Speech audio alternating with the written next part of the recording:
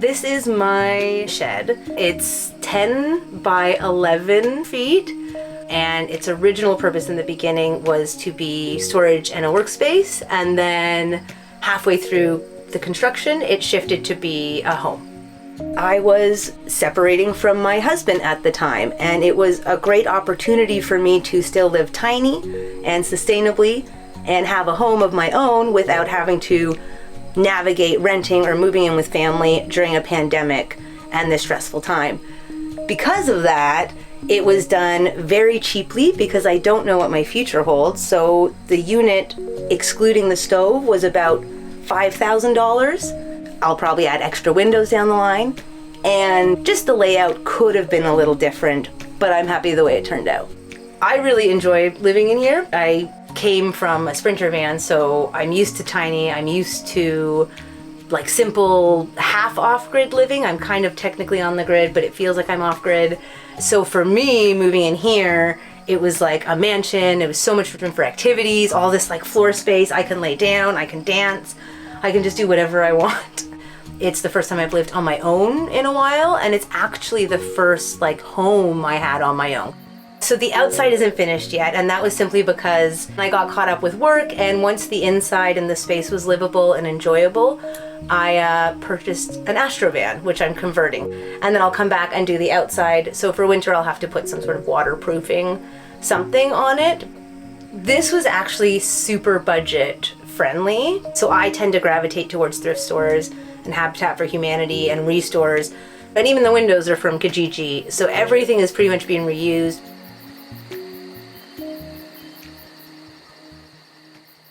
So we are in the Grand Entryway. You come through this beautiful secondhand door that opens sometimes.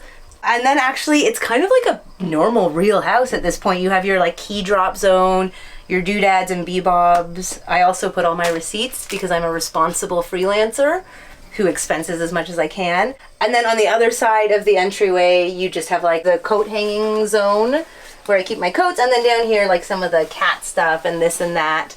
It's just simple, and I just thought like, what do you need when what do you drop, what do you grab when you're coming and going?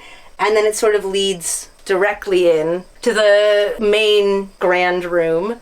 This is basically the most used space in the entire place, is this open spot in the middle, because I'm constantly just walking around and dancing, and I think just enjoying the fact that I have all this space. So first of all, it was like, well, we'll put a sleeping loft in, which is really, really low, but it allows me to have a double bed and sort of room for some clothes and storage up there. Once we had the sleeping nook, it was like, well, I can also put other things underneath things. The couch went under the closet loft area, and this was also to get me up there. This now gave me storage underneath, room for a couch that is like pretty big, and it's like high enough that pretty much like most people can sit. So this table actually came from somebody's Yaris. And it's basically like a DIY swivel, which I love because I can set a laptop on there and like lounge back here, and then someone could sleep here. And it also gave me some storage for blankets. I like that it feels like a separate room down here with its own little window. And then I had all this extra room for clothes. That's about half my closet. And then what I have up top actually are shoe racks from like Walmart that you can stack on top. So to get up to bed, I climb up here, and it's the ladders that I made. And then once here, I then step on that, and then I disappear up over the top where I can basically crawl. I think ideally I would have liked more space, but it's what I got. It's not like perfectly designed. It was sort of what we had to work with, and a lot of this was basically like problem solving. There had to be heat because it was going to be used in the winter. We wanted to do wood stove because we were, at that point, it was going to be completely off-grid. But this was so much more expensive than I knew, and I think had I known that, I maybe wouldn't have necessarily done the wood stove, or would have just maybe done it differently. But it's worth it because it's a nice dry heat. Like if it's damp and rainy, sometimes I will just put on a nice fire to get rid of the moisture. So I have a fire extinguisher, I have a CO2 and smoke detector, I have all the right detectors. But also one of the things to make sure is that you need to be a certain distance from the walls, and then you don't want your walls to be combustible. So I think this is just concrete board with mortar. I did the mortar myself because it was made for the winter. It's nicely insulated, so it stays really cool in the summer, pretty warm in the winter. The kitchen is actually probably the most unfinished part because I do have a sink and a faucet, and I know one day I will plumb them in, but I go to my mother's, if you're wondering. I have a bin of dishes that I've hidden away for the tour, and it sits in my sink, and I just go to my mother's for all my dishes. So again, I'm not 100% self-sufficient, but eventually I'll put a gray water system in and then probably do a foot pump. For water, when it comes to drinking or any water I use, I shower in my mom's. I just carry it in. That's good enough for me. I like carrying the water too because it makes you think about what you're doing and how much you're using. One of my favorite things as well about the space is the kitchen area, and I think that's because coming from a van, I couldn't have open shelves and I couldn't have any glassware. I really enjoy the aesthetic of this shelf. For cooking, got used to using a camp stove, so I have a butane camp stove. Can't cook in here though without an extraction fan. So that is something I added in, one of the few systems that was built in, and I made my own from a computer fan. My mom and her boyfriend just happened to have this fridge, which I now get to have as clean and neat and beautiful as I want. Quite impressed. I'm impressed with my healthy choices. I've got all my magnet collection. This was one of the few things I have that I really care about. And these are from all the different trips, the different countries I visited, and then the different places in those countries that I've been to. And it just really reminds me of what I'm capable of and what I can do. So it keeps me motivated.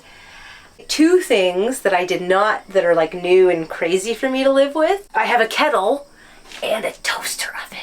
So combined with these three things, I know to some people that might seem odd, but this is literally all I need. I can cook anything I need to cook in here. And then actually under here, the cat litter needed to go somewhere. And again, all this is just different storage. I pretty much was able to store almost all my food in here, but then I had this extra space. These are just old crates. You can find them in so many different places. This little extra storage, extra pantry items down there. And I have my composting toilet. And then that just slides out. And then this is my bathroom now. The composting toilet is amazing. It's got a urine diverter. It separates the urine into a jug from the dollar store, which I dump every few days. Then it separates the solids into a bin, which I only really have to dump once a week. To put in the toilet, I use hamster shavings. So this is probably one of my favorite spots as well, but actually this is the spot I am in most of the time. When I wake up, I can just sit down and start working, and I don't have to set anything up. And I have this amazing view where I get to look at my van and think about everything I'm not doing on it. And I get to look at my horse friends and think about how much I want to go play with them. And feels like I'm outside and inside, even though I sit here and work a lot. Up here I have all my storage for things. A lot of my art supplies. I haven't finished unpacking and getting it settled yet.